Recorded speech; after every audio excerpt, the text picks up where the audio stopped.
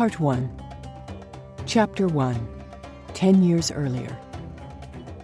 Sarah swayed back and forth with the motion of the old school bus as it squeaked and rumbled down the rough-graded road, drowning out all other sounds that echoed among the vast forest spaces of the brisk summer day. The heavy rain from that morning had ended its ceremonious cleansing dance, opening the sky for a new day of Pacific Northwest colors. Glimmering shades of forest green, sky blue, and a hopeful gold rippled majestically by them through the anxious fingerprints on their windows. It was as if the elements of the forest were bowing happily at their arrival. "Welcome," the forest seemed to whisper, as the bus of teens who held their bags filled with generations of burdens floated under the dancing tree branches above. Sarah glanced around at the other teens, 16 in all, each occupying their own seat, not daring anything else, including a whisper, at least yet. 8 boys and 8 girls, all from the other side of the world, Palestine and Israel, sensing their strangeness to one another along with the familiar masking of their common hopes, dreams, and fears.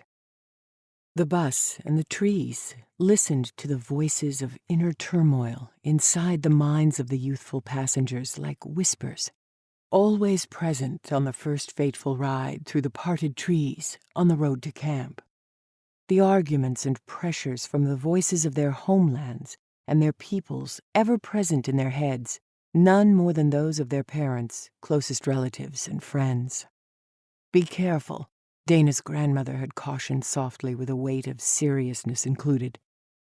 "Your parents' death is in the past. Don't let the stories you hear awaken something that is best left there." Her warning sang out like a trance-like song from synagogue as Dana was packing a photo of her grandparents into her suitcase before zipping it closed. The words teased her, stirring questions long left in slumber before now. Awaken what, she had thought at that moment. Dana was leaning against her window on the bus, sitting in the second seat on the right-hand side as she remembered her grandmother's words. Her parents were killed when she was a baby. She hardly knew them. Even with her curiosity about who they were and how she was like them, and even though family was everything next to God in her religion, it was still as if the violence had happened to someone else. How could she be afraid to look at the death of people she had never known? She liked the idea of the camp, but mostly she wanted a chance to come to the U.S. She was fascinated by how a country so large could function without a common religion when her own country was so divided by having more than one. As she pondered all this, her dark blonde ponytail bounced along with the movements of the bus. Dana was sitting in the 4th seat behind Sarah in a blue shirt, a mirrored reflection of the sky, as though bringing tangible pieces of the light blue into the dusty surroundings of the rickety old bus. Her thoughts wandered lucidly back to the week she had brought the flyer about the camp home from school. "Go," her grandmother pleaded. "See things you won't see here," as though this camp was Dana's only hope to know something other than the anger and hatred in which she had grown up. "Then tell us everything." Dana was curious about her grandparents' obsession for peace in an interested way, though they didn't always see the solution the same as she did. Dana always felt anything was possible, but that was harder for her grandparents who dwelled in the stories of her family's past. They had seen their parents' anger and pain as a bitter acid that had carved out the very crevices of their faces and solidified into stone when they landed in Jerusalem, where they had been promised a better life after the death camps. But instead, they lived out the rest of their lives in a constant, haunting memory of what should have been left behind. All the elements of the death camps lurked in the shadows of the streets, as a stealth predator occasionally announcing its dark presence via abusive words, bullets ricocheting or bombs carelessly killing anonymous innocent children. One of them was Dana's best friend when she was 7, and her own parents when she was a baby. Why did Dana feel so hopeful? She wondered. Was her fate going to be all that different? Was this camp a part of it? As her thoughts meandered in sync with the bus, Tarif, a Palestinian boy from Jerusalem, slouching in the furthest seat to the back on the left, brooded under the weight of his confusion. He was usually masked in a costume of anger he'd borrowed from his father from time to time. The trees and beings of the forest had become quite familiar with his kind of burdens during these first few days, as well as how they changed over the weeks until the campers left. They carried with them new ideas and anxieties on how they were going to incorporate what they learned back home into their ordinary lives. In their patient compassion, the grandmother tree branches whispered a hushed lullaby of comfort, lulling Tarif's grieved heart as his mind drifted into the memory of his mother, telling him the story that convinced him to come, a decision that was a great disappointment to his father, whom he idolized.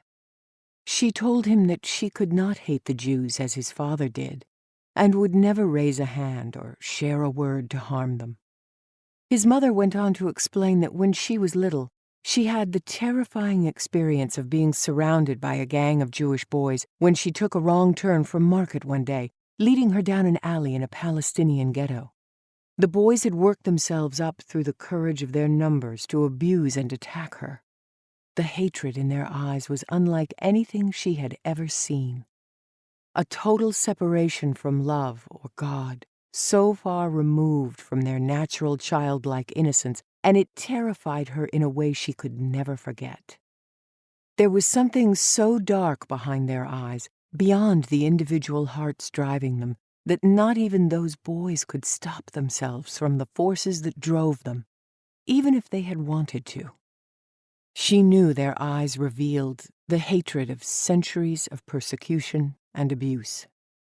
She believed that very day she would be the sacrificial lamb they would slaughter to avenge generations of pain and the day of her final breath. She spoke to Tarif about what flashed through her mind back then. Her parents and how her life would be taken from everyone she loved over one simple mistake, a wrong turn, and how Tarif might never have been born. She went on to tell that just as the beating began, and she had given up any hope that her prayers could be answered, an old man discovered the gang of children and her quivering body hunched over sideways in a fetal position on the wet street. He waved his cane with great authority and hollered with the fierceness of Allah himself, she claimed. When she looked up into his eyes expecting a merciful angel, she saw in them a fierce sparkle of loving light, not darkness, as she recognized that he was merely a kind, gentle Jewish elder who, at his age, had risked his life to stand up to the gang and save hers. Was it her shaking with tears strolling down her face as she told the story? Or was it the story itself that convinced Tarif to say yes to her and come to this camp? He couldn't say. He was unsettled. Sitting on this stupid plastic-covered seat in a smelly American bus, all he could think about was how could he face his father when he got home. "Don't touch them. Don't ever let them touch you." His father had belted furiously at him when he tried to play with a Jewish girl across the street at age 3. His father's convictions were sharpened by all of the fear of God in his eyes and a finger pointing right at the center of Tarif's heart, where now a scar neatly covers his most tender parts so exquisitely that Tarif had forgotten he'd had any, much like his father. A solution came to him as he drifted off into sleep. He may have promised his mom he would come, but he could honor his father by not making any friends. Others on the bus were also lost deep in the recesses of their memories. The friends who had teased them for wanting to come to camp with the other. The grandparents who spit and shamed their parents for allowing their children to go. The brother who pretended to only care about the possibility of pretty girls at camp, but actually worried about what this would mean to his friends and how it could upset the family if his sibling went. Wind from one of the open bus windows whipped Sarah's jet-black shoulder-length hair around her face. She pushed it out of her eyes and adjusted her backpack once again to counterbalance the sway of the bus. All the kids had bags of some kind on their laps, filled with supplies for the future and a few meager connections to what they'd left behind, at least for the next few weeks. Sarah sat thoughtfully in her seat in the middle of the left side row, behind a good-looking boy she promised herself she would find as much as possible about without seeming obvious. After glancing around the bus, sizing up her fellow campers, she secretly smiled to herself and wondered, what was this camp that promised their parents something better?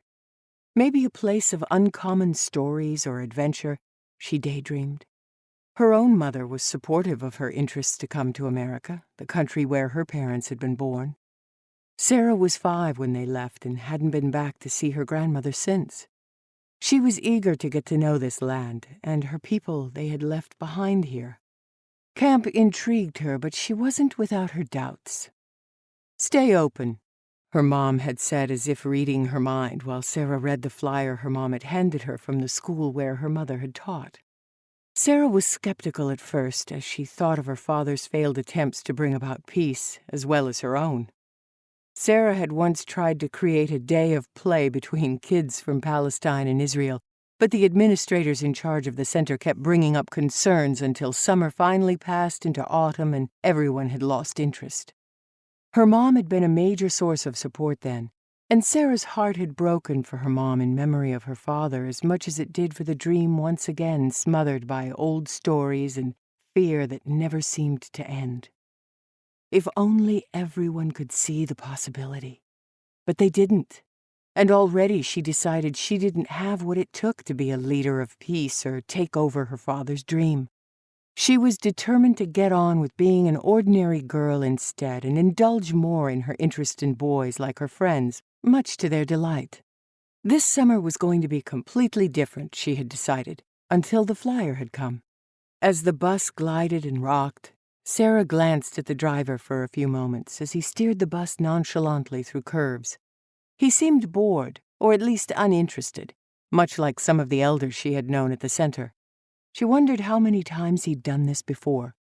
He seemed completely unaware of the cargo of hope and possibility he carried, as if Palestine and Israel coming to peace was an obvious and natural everyday experience. His straw-colored hair laid plastered to his scalp underneath the plastic mesh of his cap, and his neon-orange T-shirt had seen better days. Yet he didn't seem to notice, which was beyond Sarah at 16, who couldn't imagine leaving the house without at least 3 mirror checks just in case a cute boy might be within 1,000 feet of her or her friends. As she assessed the driver, her thoughts lightened humorously. She prayed she'd never be so bored with her life that she would enter a day not caring what she wore or how her hair looked. Another bump landed her uncomfortably once again on her green fake leather seat, which seemed to be rapidly changing from a soft, thin cushion to a hard slate of rock beneath her.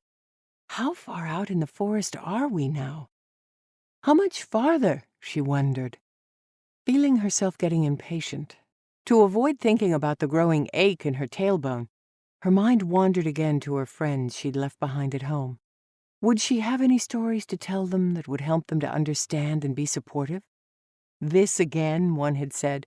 Why not just drop it and be with us this summer? And then there was her best friend Anya. But you'll be gone so long, she said. Anya had been her best friend since they had come to Jerusalem, but she had never understood Sarah's family wanting to bring the Palestinians and Jews together. It's ridiculous, she would complain, wanting Sarah to be more like her.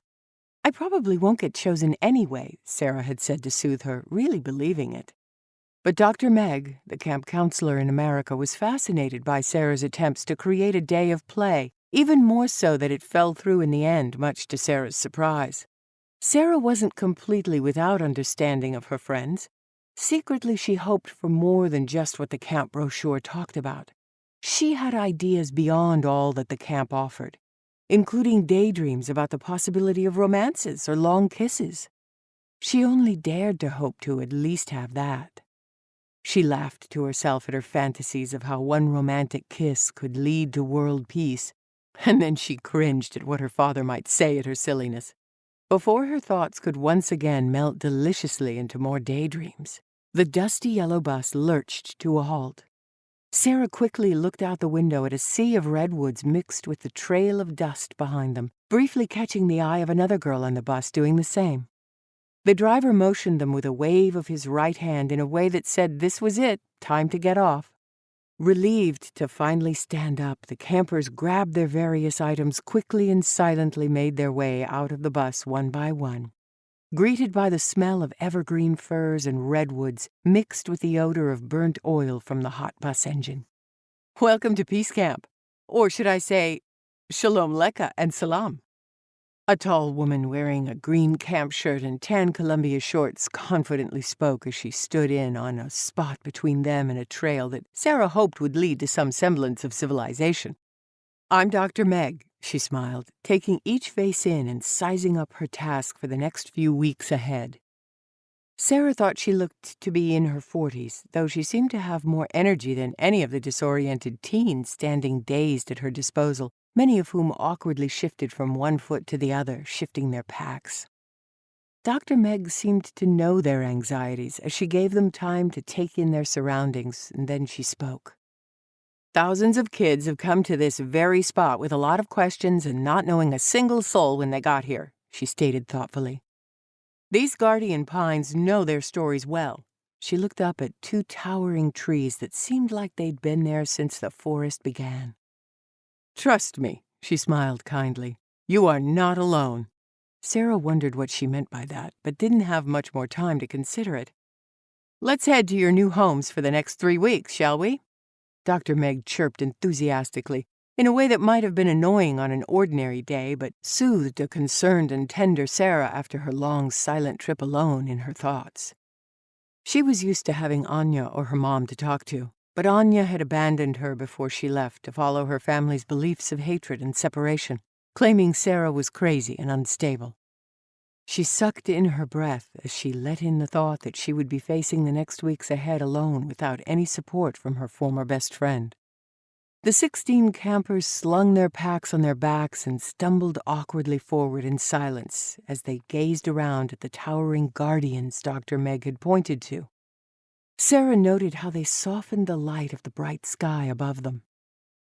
Now, in the crisper air of the lakeside forest, Sarah zipped up her favorite sweatshirt as she became aware of the foreign dogwoods and mountain ash, which reminded her how far she was from home. Her eyes were not accustomed to all of these shapes, smells, and sights. She thought about her mother at home, no doubt sleeping now, and felt a pang in her chest. What did Dr. Meg mean the trees knew the campers' stories well? How well? What happens to their stories here? She smiled to herself in a sudden change of thought, back to something much lighter. Did any of these stories involve romance?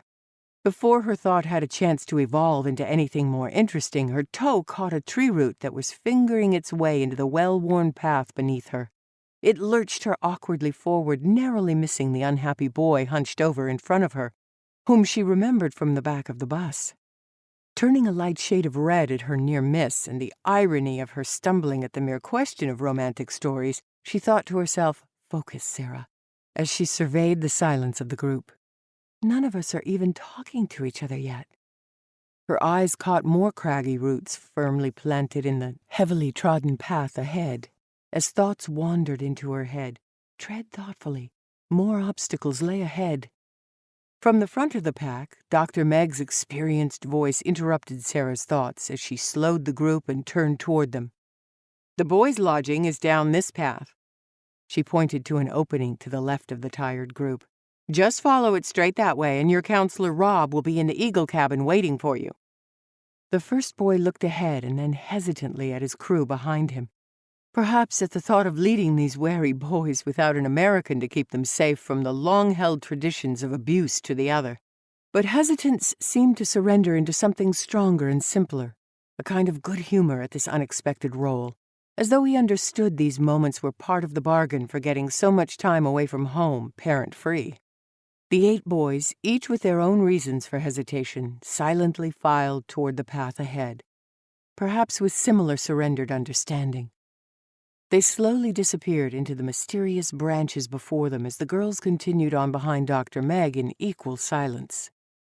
The knotted path of critter holes and tree roots, slightly softened by burnt red pine needles, soon opened into a vista of deep blue water surrounded by even more trees in a full radius around them. The delicious odor of the needles and moist, rich dirt seemed to renew Sarah's body with each breath, a welcomed salve to her sinuses and lungs from the burning oil and chalky dust after the hour-long bus ride. Ahead, the sun danced on the water without hesitation, leaving glittering diamonds and prancing fairies that appeared to a sleepy Sarah to offer promises of untold magic in the days to come. Dr. Meg stopped in front of an old log cabin that suddenly came into view just around the left of the path without warning or fanfare. With similar confidence, but slightly distracted by her glance to the other buildings further down the shore, Dr. Meg announced, "All right, girls. This is your home for the next 3 weeks. We call it Bear Cabin. Your counselor Tandy is waiting inside." Not wanting to leave the confident Dr. Meg just yet, the only person Sarah had actually met so far on this strangely mixed journey, and the only real voice she had heard after the bus ride started, she at first reluctantly followed the other girls to the stairs of the cabin, wondering what was in store now. She quickly adjusted to the next pieces of her American adventure, beginning abruptly with the rushed greeting of the musty air, causing several of the girls to cough as she stepped inside the door. Tandy, a blonde-headed young woman, about 5'5", with freckles and a ponytail, laughed as she briskly pushed open cabin windows. "Sorry about that. I just got in here from the counselor cabin," she grunted as she athletically punched at one swollen window frame that had obviously absorbed moisture during the rain that morning. Grunting again, she finished her sentence. "These windows were closed over the weekend from the previous camp session. Trust me, it's better than letting the rain take over the place and dealing with mildewed mattresses." The window finally freed, and she puffed her bangs back with her breath while she brushed her hands, as though she'd done this 100 times. She spoke with the authority of experience and the humility of a good friend. Sarah immediately relaxed. She felt this could be someone she might confide in, her number one criteria for a new friend. Tandy continued in a friendly authority. "Go ahead and find a bunk anywhere and get settled. You'll want to have everything ready for bed. We still have a long day ahead, and it'll be dark when we get back after fire council." Sarah looked around quickly, wishing she had someone to advise her, as they all looked about the same. A pretty girl with dark curly hair sat on the first lower bunk to the left. Her smooth dark features framed her golden brown face, while the sparkling metal medallion on her bracelet gave her away. Definitely a Palestinian, Sarah, an Israeli, concluded. Perfect, she thought to herself. She took the top bunk above the Palestinian and began arranging her sleeping bag for the night. Thinking about boys on the bus made these few first hours lighter and therefore bearable, but her true reason for being there was her father. Ever since he died, Sarah felt different. By the time she was 10, her heart longed to be part of the magic of peace, a dream he'd had that he would never get to see realized. Her thoughts flashed to her mom, who raised her alone since she was 5. She couldn't wait to write her about her new bunkmate. As Sarah looked around at the other girls, she noticed the knots in her stomach begin to loosen. She quietly sighed with relief. They all seemed to be just like any other girls. From her bunk, she stuck her head out the window, breathing in the scented air and taking in the gorgeous view of the lake. Wow, is it beautiful here, she realized, delighted. She had lived her whole life in the city. There was nothing like this at home in Israel. After each girl had laid out her sleeping bag and the most important personal items, like a photo from home or a trinket that had a special meaning only known to its owner, Tandy stood in the center of the room. "Okay, girls, this is the time when we introduce ourselves." She smiled infectiously with a twinkle. "We definitely want to get a head start with each other before we meet up with the boys. You can talk from your bunks, but just be loud enough so we can all hear you. To start off, I'll go first. I'm a student at the University of Washington. I also coach basketball for inner-city kids during the school year. Ever since I was in 3rd grade and had a crush on a Sudanese refugee, I've had a passion for peace and friendship among diverse groups of people. I think bringing kids together from different backgrounds is one of the most important things we can do for peace." She then looked over at Sarah. "Let's start here and then go around." Sarah secretly winced inside. She glanced around at all of the girls. What do I tell them? That I'm typical of my nationality, from my dark hair to the shape of my nose? That I'm tall like my dad was and slim like my mother is? She felt her chest tighten as she cleared her throat. "Shalom, I'm Sarah. I was born here in the United States, and my family moved to Israel when I was 3. She noticed a couple of girls' eyes widen. She guessed this was their first time in America. "I live in Jerusalem with my mother. She's a teacher. My father died in a car accident when I was 5, and, I'm 16, and I play some of the sports." Sarah quickly evaluated what she had shared about her dad. Too much too soon? But she quickly decided she wouldn't be the only one in the circle who had lost someone close. The next girl to share was Sarah's bunkmate. Sarah was relieved that her turn was over and at the same time eager to find out more about her new bunk companion. She said a little prayer that this girl was as nice as she looked. "Salam, my name is Amani. As you can guess," referring to her greeting, different from the Israeli shalom, "I'm Palestinian, and I also live in Jerusalem with my mother and sometimes with my older brother, Shaker. He's also here at camp." A couple of girls gave her a sympathetic look and groan. Amani returned an appreciative smile that also said she was fine with it. "My mother and father divorced 2 years ago, so my brother sometimes lives with my dad." Tandy added, "As you may have noticed, here in America we are preoccupied with what people do for a living." Sarah laughed and nodded with the other girls. In Israel, people's first questions were about family and their day. Sometimes you might know someone for weeks without knowing their career. It seemed strange to have career be a more important question, but she made a point to remember to ask while here. "So my curious American mind wants to know," Tandy followed. "What do your parents do, Amani?" "Oh," she exclaimed, realizing that's what Tandy was leading up to. "Well, my dad is a doctor at a Palestinian hospital." 2 Palestinian girls gasped, knowing the horrors there. "And my mother is a nurse at a clinic." She responded obediently, wondering why it was important to know. One by one, Sarah learned about the other girls she would share the cabin with for the next 3 weeks. There was Rebecca, a small girl with red hair from Haifa, whose father was a rabbi. Athletic Dana, with beautiful long black hair from Bethlehem, whose parents were killed when she was a baby. Brenna from Tel Aviv, with beautiful auburn hair and freckles, who loves fashion design and looks it. Reem from Ashdod, whose father was very progressive and was immediately intrigued by the focus of the camp. Timid Adila from Hebron, whose parents were both artists and are known as free thinkers among her friends, which made everybody laugh appreciatively. And Bar from Hebron, whose father was opposed to her coming, but she and her mother won out. As the last 2 girls finished, the camp bell rang out. Tandy walked toward the door. "Lunch! We're just in time." She pointed to a pile of green shirts at the end of her bed. "These are the camp t-shirts. You'll want them for later, so you can just put them on your bunks for now." Trying to keep their eagerness in check, the girls politely pushed off their bunks and began sorting through the pile of shirts to find their size. Sarah found one that looked right and threw it on her bunk. She would look at it later. The path to the dining hall was covered in tree shavings put there by staff earlier that summer. It felt soft underfoot. Sarah felt 100 pounds lighter after being introduced to her new bunkmates as she walked directly behind Tandy. As the line of girls neared the dining hall, the guys came filling out of a path to the left. Sarah smiled to herself. At the front of the line was the boy who already had caught her eye on the bus. Suddenly anxious not to trip again, she quickly glanced at the grounds below her feet. No tree roots there, she smiled. Remembering the strange thoughts she'd had earlier, perhaps there would be no obstacles either. The dining hall was filled with unfamiliar smells of American camp food. Sarah wondered if it was anything like the food in the American movies she had seen. She didn't remember much of her life before Jerusalem.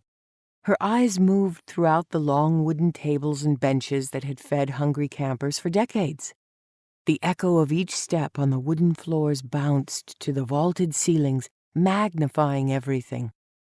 The dining hall was majestically surrounded by 3 walls of windows, providing a stunning panoramic view of the lake. Sarah gasped to herself. She loved water from her childhood days at the beach with her father, and this was a spectacular example of it. Even though it was summer, a large fire was already blazing in the stone-covered hearth to stave off the cool air from the morning summer rain, keeping them warm in the large hollow building.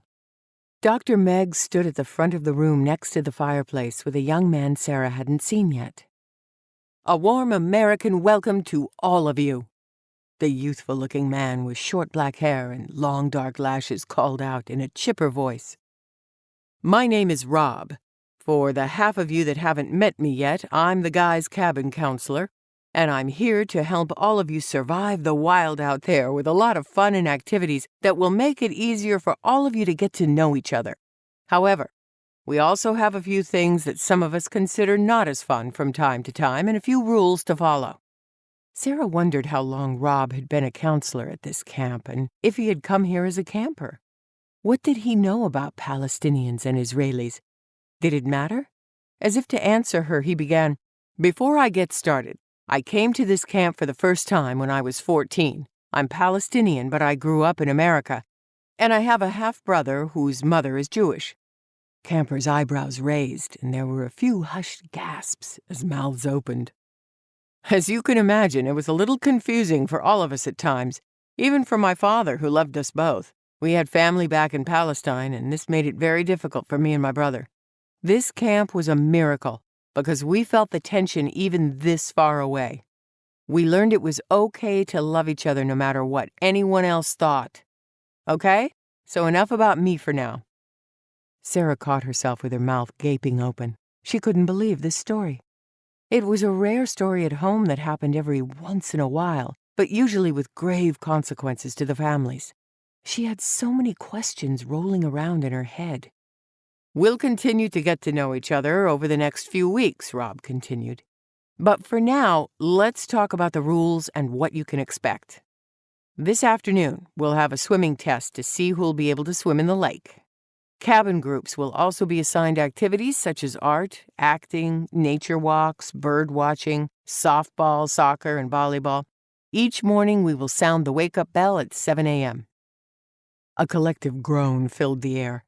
Dr. Meg, who had been silently supportive next to Rob, grinned and nodded knowingly, as though this was the same reaction shared at every camp session from the beginning of time. Rob laughed and rolled his eyes. "I know. I felt the same way when I was a camper. But you'll thank me when you're the first one to get to the showers, because we don't always have enough hot water for everyone. It's on a first-come, first-served basis." This seemed to impress the campers because several immediately sat up straighter, as though their lives depended on listening better. "Flag raising is at 8. Lights out at 11, no exceptions. In addition to your regular activities, we host fire circles around the campfire each night. This is not optional. What happens at these circles helps bring the entire experience of camp together. It's where a lot of cool things can happen. However, you should know that it's what you bring to the fire circle that creates the magic. We are often surprised by what unfolds there," he added, as he looked at a smiling and nodding Tandy, then Dr. Meg, who nodded in agreement with both of them in return. Rob seemed to soften his tone to get ready to say something more seriously, when suddenly the campers could hear a shriek through the kitchen door where faint noises of clanging had been heard earlier. "Get out of here, you crazy mutt!" an older woman's voice called out. "Don't you know this is a kitchen? My food is for people, not dogs." The door at the back of the room leading to the kitchen flew open, and a short-haired blonde woman burst out, chasing after a small wire-haired dog, waving a large metal spoon in the air. "Now go on. Where's Kurt? Who's supposed to be feeding you?" Just then, the bus driver comes barging through the front door, animated. "Sparky!" he shouted, his deep voice booming through the dining hall like an oversized bowling ball that had missed all the pins bouncing off the back wall. The little dog with curly hair stopped short as soon as he saw Kurt. "There you are!" he shouted. Sparky wasn't ready to lose his freedom just yet, or the prospects of a tasty meal. He looked back at the cook with the spoon, then darted into the crowd of tables, benches, and campers, weaving through their legs as they tried to help by attempting to grasp him or at least to slow him down. Camper after camper bent down to try to catch him between their legs, but he was too little and too fast. He seemed to know exactly how to keep everyone moving. Finally, a few campers jumped up to help corral him as he darted out from underneath the last table toward the kitchen door. Sparky caught on and scurried back under the tables, where he expertly stirred up more chaos. The scene of back and forth and here and there became so ridiculous that shouts and groans easily rolled into bursts of laughter and cheers. Just as campers were throwing up their hands and holding their sides from laughing so hard, Sparky ran toward Tandy and sat as if nothing just happened, with a look of, "What's all the excitement about?" More laughter burst out just as two girls headed toward him to grab his collar. He changed his mind and darted back underneath the tables in the direction of the kitchen, starting the whole charade all over again. Finally, two boys and one of the girls corralled Sparky by the fireplace. Everyone cheered and rushed over to join them, forming a tight circle to close any gaps between their legs. Everyone, that is, except the one boy Sarah noticed, who sat several feet away from the crowd with a grimace on his face, like he was repulsed. It was the same boy Sarah saw sitting in the back of the bus that first day, with a cloud over his head. Just then, Kurt made his way into the group, hovering over the dog as they took turns petting it, all the while laughing and shaking their heads. After a few minutes of standing there, the group parted to let Kurt snap on the leash as he gratefully announced, "Thanks. I couldn't have done it without you." As he walked out with Sparky gingerly trotting at his side, Sarah thought she saw Dr. Meg wink at the cook and the cook return with a wink of her own as she headed toward the kitchen. That's Yolanda, our cook," Dr. Meg said loudly as she waved her hand in Yolanda's direction.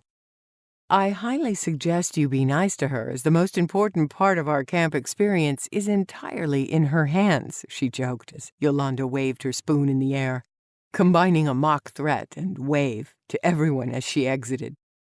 As she headed out the door, Rob smiled and said, "So now you've met Sparky, our latest addition to the family. We haven't decided who is training who yet, but anyone who isn't up in time for flag raising risks being awoken by intense and violent licking from Sparky. I don't know what's worse, to tell you the truth, a sponge bath from Sparky or the camp showers," he added, as he and Tandy laughed aloud together. The laughter was infectious, and the campers continued with their excitement. They couldn't believe how they'd each ended up on the floor at one time or another as the dog darted in one direction and then abruptly changed, slipping out from underneath their grasps. One boy marveled at how fast Sparky could switch directions before they could anticipate his next move, and another couldn't believe how, even after he'd thought he'd caught him, Sparky managed to wiggle right out of his hands as if he had been covered in oil. The campers were all so busy either catching the dog or laughing and retelling the story that many had forgotten the rules at home, including not to touch others. Dr. Meg looked down at an invisible piece of dirt on the floor and brushed it with her feet, cheeks glowing while sporting an all-knowing smile. While the campers began to find their seats again at the tables, Rob and Tandy helped Yolanda roll out the dinner carts with trays of food. Still laughing, the campers eyed their dinner of hamburgers and French fries. Some had never had a hamburger before, though the lightened mood had an air of mischief and adventure, and they were excited to try new things. One kid asked what the red stuff was for, and another stated, "For your fries," and demonstrated. Tandy added, "It's ketchup," while the two, who happened to be Palestinian and Israeli, helped each other with this new cuisine. Soon the campers were laughing and joking about the dog again. "He was fast," Albert, a smaller boy with glasses, shouted. "Faster than any of us," added Brenna. "They should call him Bullet Train Aaron," a tall, light-haired and well-built boy laughed. "Too bad he can't play dodgeball," Rob joked. "What's that?" Dana asked. "Whatever the game, I want that dog on my team," Shacker, the cute boy Sarah had noticed earlier, declared as he broke into a winning smile. A familiar buzz of laughter, jokes, and tales about dogs spread like a warm fire into the room. Something had shifted in a magical alchemical process over a simple dog. They entered the dining room quietly, their stories intact. At the end of the meal, they left the lodge like regular teenagers, noisy, cracking cheesy jokes and bantering as if they had been like this all day. One dog overshadowed their burdens and made the world a little more ordinary again. Dr. Meg smiled. It's only the beginning.